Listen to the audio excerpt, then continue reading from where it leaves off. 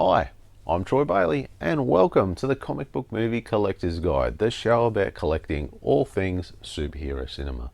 And today we are looking at the Electra Woman and Dyna Girl 2001 TV pilot. Let's get into it.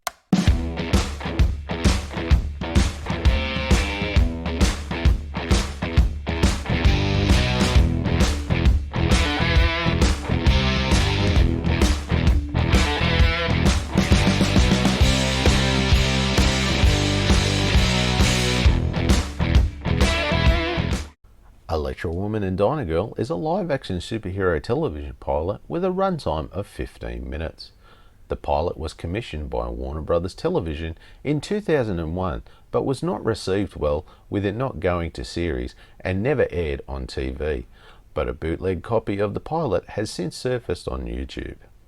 The pilot was meant to be a direct follow-on from the original 1976 Electra Woman and Dyna Girl TV series, which was created by Joe Ruby and Ken Spears, with the show being produced by Sid and Marty Krofft.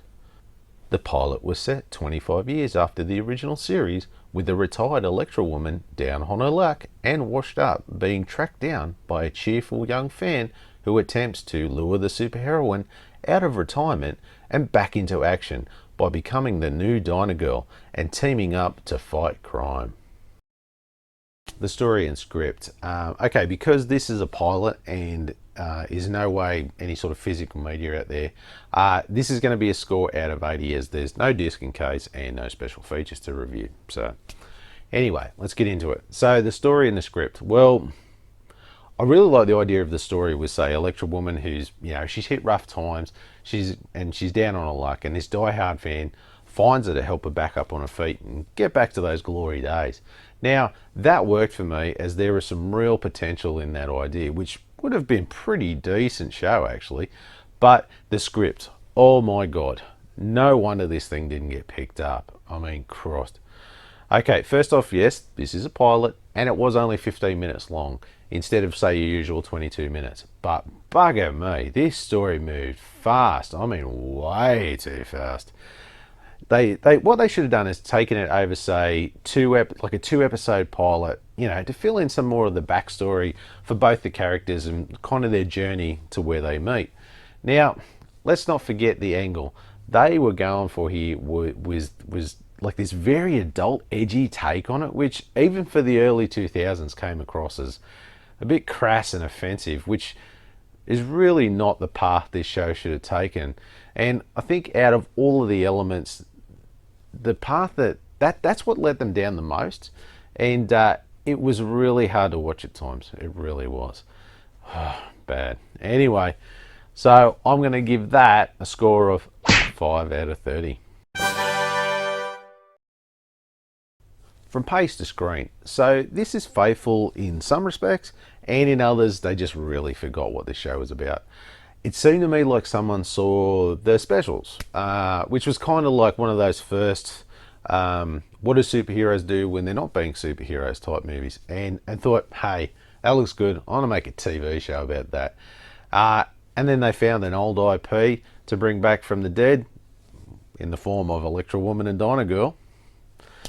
But instead of being true to the origin and true to the original, they just hacked it to pieces and tried to copy the specials' edginess, but they turned it up to 11, like in comparison, by depicting Electra Woman as this promiscuous, alcoholic piece of trailer trash, which I think came across like real mean-spirited and disrespectful of the original show. Even though, and even the costumes, for instance, they were done just slightly different, but they were more sexualized than the originals. Like I said, just going for that edginess. Now, as far as the actors go, they were all okay. I mean, no one stood out, but let's face it, the script didn't help them either. With the likes of Marky Post as Laurie/Electra Woman, Ann Stedman as Judy Dyna Girl, and Noah Baston as Griffin. Nice frosted tips, bro. Gotta love the early 2000s. Anyway, with that, I'm going to give that a 5 out of 20. Critics review. Now for the critic score, well, there was no score on Rotten Tomatoes, as this was only a pilot and never shown, so there was no page for it anyway. But I did find a score over at IMDb, and that was 6.9 out of 10, which I really don't know how they got this. Their score system just seems to be a little different, or a little out of whack compared to, say, Rotten Tomatoes. But anyway, that's the score there was. So if we round it up, we get a score of...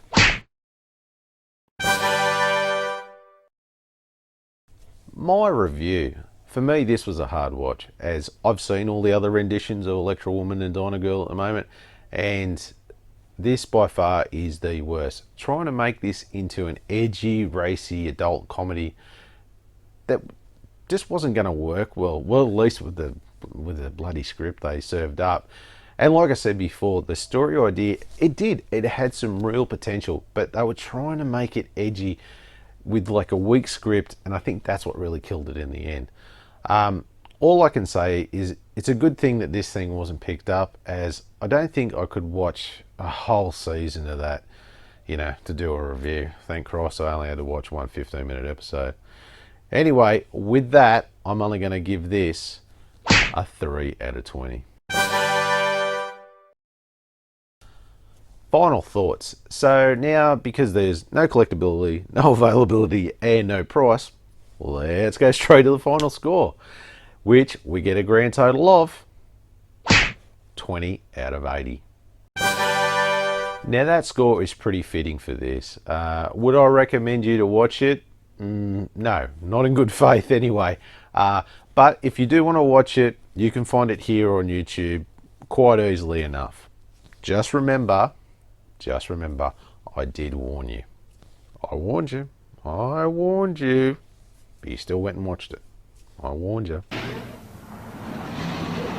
My 15 minutes of fame. Felt like 15 seconds, but... Thank you so much for watching this little mini episode. I hope you enjoyed it, and if you did, why not hit the like, subscribe and notification buttons, as it really helps the channel out, and I really do appreciate it. Thank you very much to all of you who already have.